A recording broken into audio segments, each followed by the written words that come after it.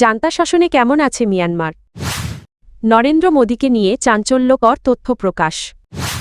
যুক্তরাষ্ট্রের সঙ্গে টানাপোড়েনের মধ্যেই চীন সফরে স্টারমার। অ্যাপেস্টাইন কেলেঙ্কারি দল ছাড়লেন সাবেক ব্রিটিশ মন্ত্রী। কেনেডি সেন্টার বন্ধ করছেন ট্রাম্প। নাইপিদো ২০২১ সালের ১ ফেব্রুয়ারি মিয়ানমারে সামরিক অভ্যুত্থানের মাধ্যমে ক্ষমতা দখলের ৫ বছর পূর্ণ হয়েছে। ওই অভ্যুত্থানের মধ্য দিয়ে দেশটির গণতান্ত্রিক অগ্রযাত্রা থেমে যায় এবং শুরু হয় দীর্ঘস্থায়ী রাজনৈতিক অস্থিরতা, অর্থনৈতিক বিপর্যয় ও গৃহযুদ্ধ। অভ্যুত্থানটি ঘটে জাতীয় নির্বাচনের মাত্র ৩ মাসেরও কম সময়ের মধ্যে। ওই নির্বাচনে অং সান সু চির নেতৃত্বাধীন ন্যাশনাল লীগ ফর ডেমোক্রেসি বিপুল ভোটে জয়ী হয়। তবে নির্বাচনে জালিয়াতির অভিযোগ তুলে সেনাবাহিনী সু চিকে ক্ষমতাচ্যুত করে এবং মিন অং হ্লাইংয়ের নেতৃত্বে জান্তা সরকার প্রতিষ্ঠিত হয়। গত ৫ বছরে সামরিক শাসনে মিয়ানমারের সামাজিক ও রাষ্ট্রীয় কাঠামো মারাত্মকভাবে ক্ষতিগ্রস্ত হয়েছে। মানবাধিকার লঙ্ঘন, রাজনৈতিক বন্দিত্ব, অর্থনৈতিক ধ্বংসশিক্ষা ও স্বাস্থ্য ব্যবস্থার বিপর্যয় এবং দেশজুড়ে গৃহযুদ্ধ সব মিলিয়ে সাধারণ মানুষের জীবন দুর্বিষহ হয়ে উঠেছে। শহর ও গ্রাম উভয়ই সহিংসতার কেন্দ্রবিন্দুতে পরিণত হয়েছে। অভ্যুত্থানের আগে মিয়ানমারে কার্যকর নির্বাচনী ব্যবস্থা, ক্রমবর্ধমান বিদেশি বিনিয়োগ এবং একটি বিকাশমান মধ্যবিত্ত শ্রেণী গড়ে উঠছিল। তরুণ প্রজন্ম রাজনীতির মাধ্যমে পরিবর্তনের স্বপ্ন দেখছিল। সামরিক অভ্যুত্থান সেই সম্ভাবনাকে সম্পূর্ণভাবে ধ্বংস করে দেয়। সাম্প্রতিক সময়ে জান্তা সরকারের আয়োজিত তথাকথিত নির্বাচনকে আন্তর্জাতিক বিশ্লেষকেরা গণতান্ত্রিক প্রক্রিয়া হিসেবে স্বীকৃতি দিচ্ছেন না।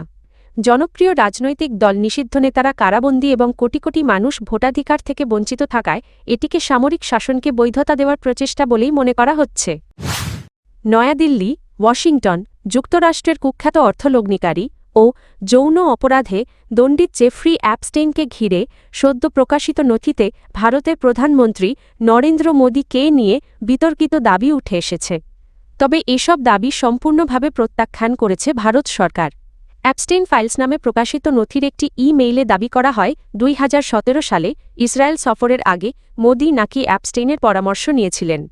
ই-মেইলে আরও বলা হয়, যুক্তরাষ্ট্রের প্রেসিডেন্টকে সন্তুষ্ট করতে মোদি ইসরায়েলে গিয়ে নাচ ও গান করেছিলেন, যার কোনো প্রমাণ উপস্থাপন করা হয়নি। ইসরায়েলি সংবাদ মাধ্যম দ্য জেরুসালেম পোস্ট জানিয়েছে, এপস্টেইনের একটি পুরনো ই-মেইলের সূত্র ধরে ভারতীয় কয়েকটি গণমাধ্যমে বিষয়ে প্রতিবেদন প্রকাশ করেছে। ই-মেইলটিতে এপস্টেইন নিজেই এসব দাবি করেন। এই বিষয়ে ভারতের পররাষ্ট্র মন্ত্রণালয়ের মুখপাত্র রণধীর জয়সওয়াল বলেন, ২০১৭ সালে নরেন্দ্র মোদীর ইসরায়েল সফর ঐতিহাসিক, এটি সত্য। তবে ই-মেইলে উল্লিখিত বাকি মন্তব্যগুলো একজন দণ্ডিত অপরাধীর অভিত্তিহীন ও রুচিহীন কল্পনা ছাড়া কিছু নয়। তিনি আরও বলেন, এ ধরনের দাবি সম্পূর্ণভাবে প্রত্যাখ্যান করা উচিত এবং এর কোনো বিশ্বাসযোগ্যতা নেই। Beijing, London. যুক্তরাষ্ট্রের সঙ্গে ক্রমবর্ধমান উত্তেজনার প্রেক্ষাপটে চীনের সঙ্গে সম্পর্ক উন্নয়নের লক্ষ্যে ৩ দিনের সফরে বেইজিং পৌঁছেছেন ব্রিটিশ প্রধানমন্ত্রী কিয়ার স্টারমার। গত ৮ বছরের মধ্যে এটি কোনো ব্রিটিশ প্রধানমন্ত্রীর প্রথম চীন সফর।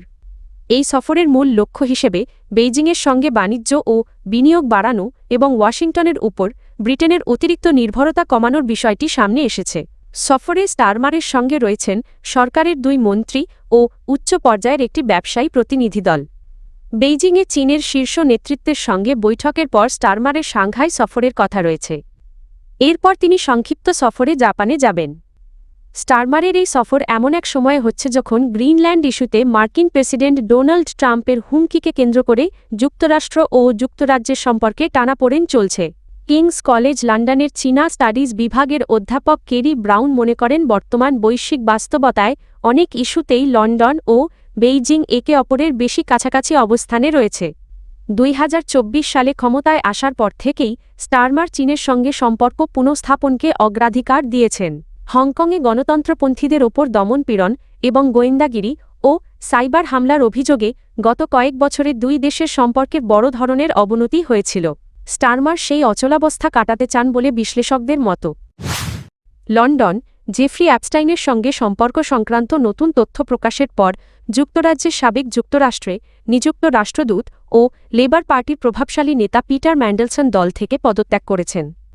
সোমবার ব্রিটিশ গণমাধ্যমের বরাতে অ্যাল জাজিরারও এক প্রতিবেদনে জানানো হয়, দলকে আরও বিব্রতকর পরিস্থিতিতে না ফেলতেই তিনি এ সিদ্ধান্ত নিয়েছেন। প্রতিবেদনে বলা হয় গত বছর কুখ্যাত যৌন অপরাধী জেফ্রি অ্যাপস্টাইনের সঙ্গে ম্যান্ডেলসনের যোগাযোগ সংক্রান্ত ইমেইল প্রকাশ পাওয়ার পর তাকে ওয়াশিংটনে যুক্তরাজ্যের শীর্ষ কূটনৈতিক পদ থেকে সরিয়ে দেওয়া হয়েছিল।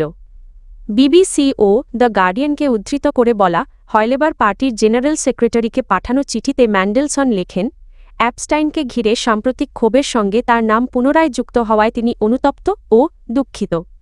তিনি দাবি করেন 2000 এর দশকের শুরুতে অ্যাপস্টাইনের কাছ থেকে অর্থ গ্রহণের অভিযোগ তিনি বিশ্বাস করেন না, তবে বিষয়টি যাচাই করা প্রয়োজন বলেও উল্লেখ করেন। এর আগে বিবিসিকে দেওয়া এক সাক্ষাৎকারে তিনি বলেনই অর্থপ্রদানের কোনো স্মৃতি তার নেই এবং প্রকাশিত নথির সত্যতা নিয়েও তিনি নিশ্চিত নন।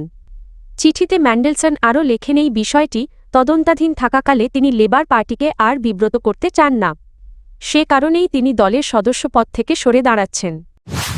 ওয়াশিংটন শিল্পী ও সাংস্কৃতিক অঙ্গনে তীব্র আপত্তির মধ্যেই যুক্তরাষ্ট্রের অন্যতম গুরুত্বপূর্ণ সাংস্কৃতিক প্রতিষ্ঠান John F Kennedy Memorial Center for the Performing Arts আগামী 2 বছরের জন্য বন্ধ রাখার ঘোষণা দিয়েছেন মার্কিন প্রেসিডেন্ট ডোনাল্ড ট্রাম্প।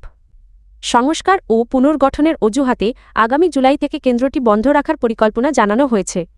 রোববার দেওয়া এই ঘোষণার পর যুক্তরাষ্ট্রের সাংস্কৃতিক অঙ্গনে নতুন করে বিতর্ক শুরু হয়েছে। সংবাদ মাধ্যম আল জাজিরা জানিয়েছে, সংস্কার কাজের অংশ হিসেবে কেন্দ্রটি সব ধরনের বিনোদনমূলক কার্যক্রম প্রায় 2 বছরের জন্য স্থগিত থাকবে। এই ঘোষণা এমন এক সময়ে এলো যখন কেন্দ্রটির আগের নেতৃত্ব অপসারণ এবং ভবনের সঙ্গে প্রেসিডেন্টের নাম যুক্ত করার প্রতিবাদে একের পর এক খ্যাতনামা শিল্পী, সঙ্গীত শিল্পী ও দল তাদের পরিবেশনা বাতিল করেছে। তবে ট্রাম্প তার ঘোষণায় এসব বিষয় উল্লেখ করেননি।